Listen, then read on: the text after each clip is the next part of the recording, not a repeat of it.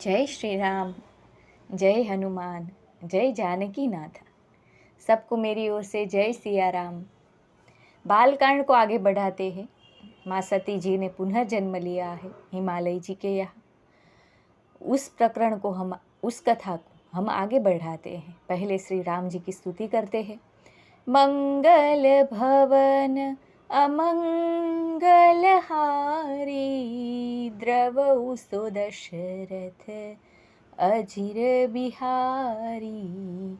सीताराम चरित अति पावन, मधुर सरसरु अति मन भावन। राम सिया राम जय जय राम।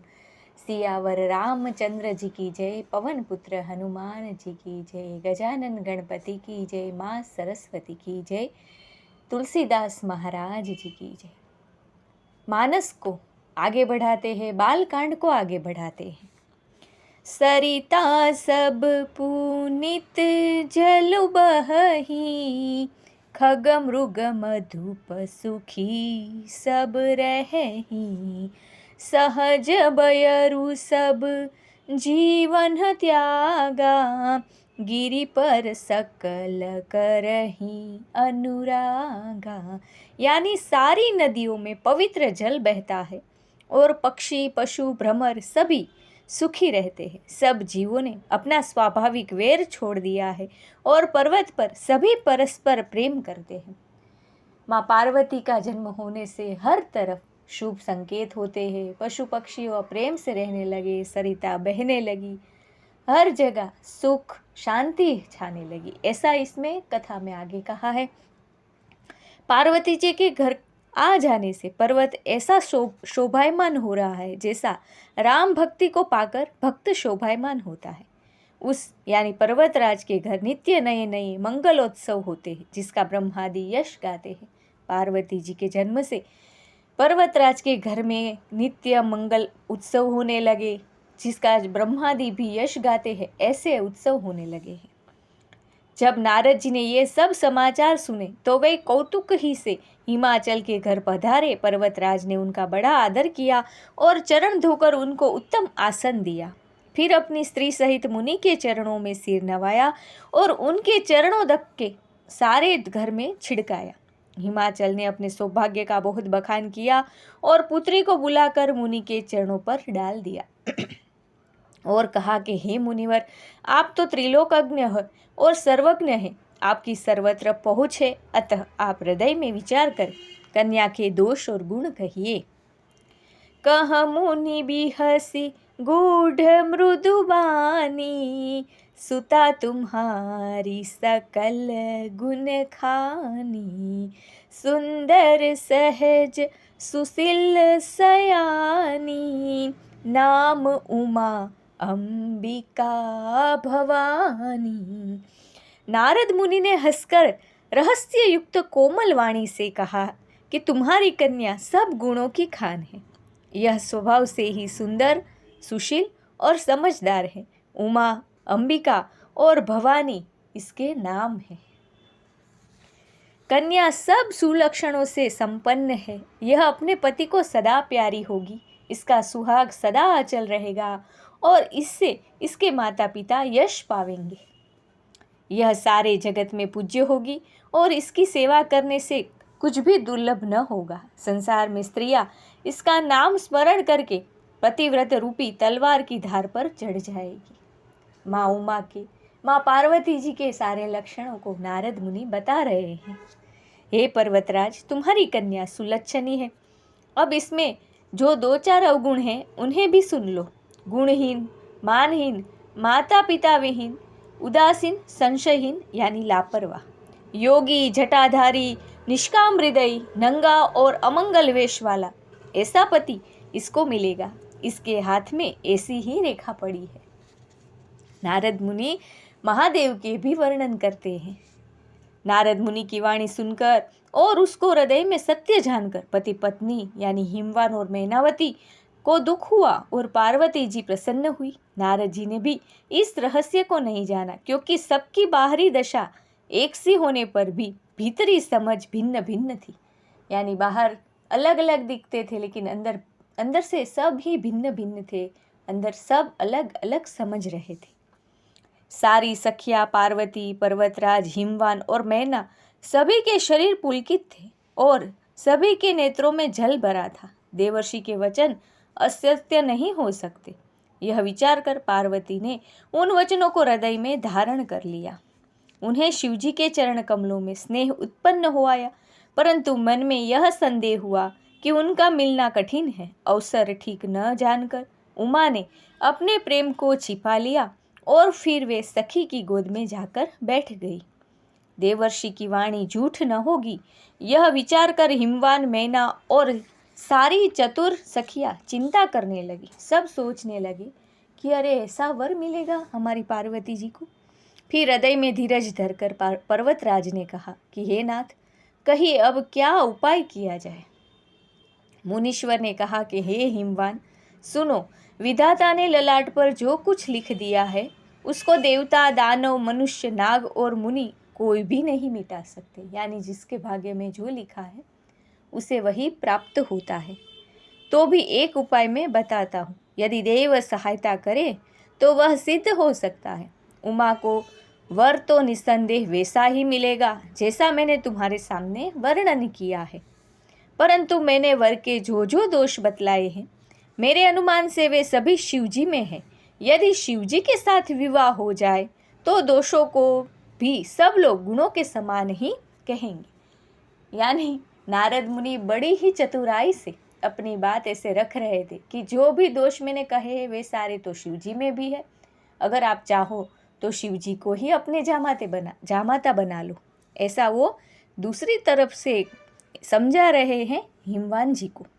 जैसे विष्णु भगवान शेषनाग की शैया पर सोते हैं तो भी पंडित लोग उनको कोई दोष नहीं लगाते। सूर्य और अग्निदेव अच्छे बुरे सभी रसों का भक्षण करते हैं, परंतु उनको कोई बुरा नहीं कहता। गंगा जी में शुभ और अशुभ सभी जल बहता है, पर कोई भी उन्हें अपवित्र नहीं कहता। सूर्य, अग्नि और गंगा जी की भांति समर्थ को कुछ दोष नहीं लगता। यानी जो समर्थ है, जो पवित्र है, उसे कोई दोष नहीं लगता, उनको कोई बुरा नहीं कहता। यदि मूर्ख मनुष्य ज्ञान के अभिमान से इस प्रकार होड़ करते हैं तो वे कल्प भर के लिए नरक में पड़ते हैं। भला कहीं जीव भी ईश्वर के समान सर्वथा स्वतंत्र हो सकता है? गंगा जल से भी बनाई हुई मदिरा को जानकर संत लोग कभी उसका पान नहीं करते, पर वही गंगा जी में मिल जाने पर जैसे पवित्र हो जाती है। ईश्वर और जीव में भी वैसा ही भेद है।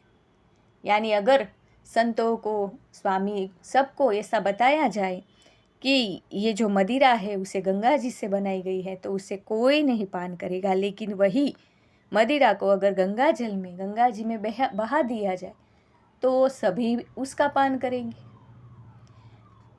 और ईश्वर और हम जैसे सामान्य मनुष्यों में भी यही भेद बताया गया है। शंभु सहज समर्थ भगवाना, एहि विवाह सब विधि कल्याणा।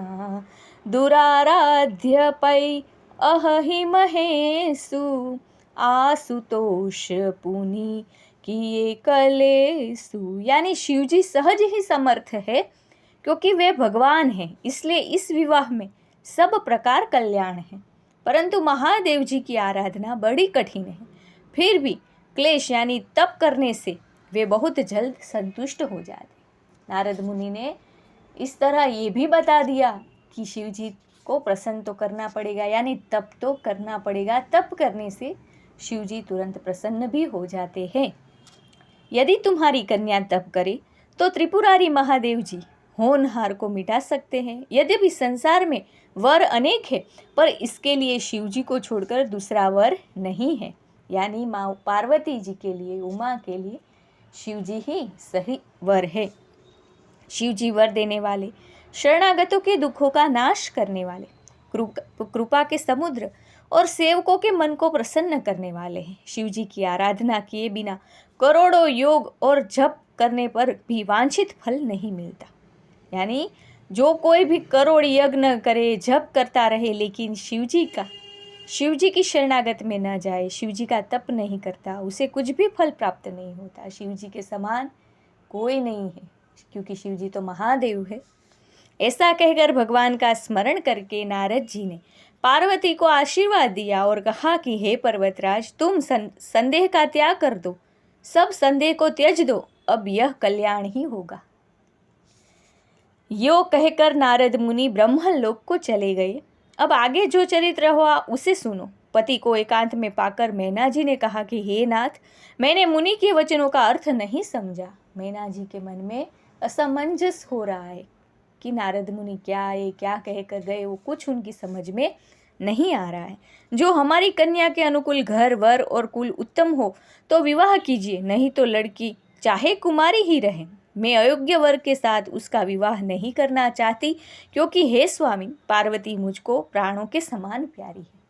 माँ उमा के लिए मैनावती का प्यार और ममता इतनी बड़ी है कि वो अपने पति से, हिमवान से यही कहती है कि अगर योग्य वर मिले उनके गुणों के समान तो ही हम विवाह करेंगे, नहीं तो मैं अपनी कन्या को कुंवारी ही रखूंगी, उसका ब्याह नहीं करूंगी।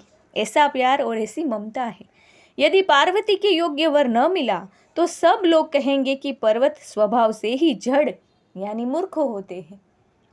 हे स्वामी, इस बात को विचार कर ही विवाह कीजिएगा, जिसमें पीछे हृदय में संताप ना हो। यानी खूब विचार समझ करके ही विवाह करिएगा हमारी बेटी का, नहीं तो हम नहीं करेंगे, नहीं तो लोग बोलेंगे पर्वत तो जड़ ही होते हैं। इस प्रकार कहकर मैना पति के चरणों पर मस्तक रखकर गिर पड़ी। तब हिमवान ने प्रेम से कहा, चाहे चंद्रमा में अग्नि प्रकट हो जाए, पर नारद जी के वचन झूठे नहीं हो सकते। उनको पूरा विश्वास था नारद मुनि के वचन पर।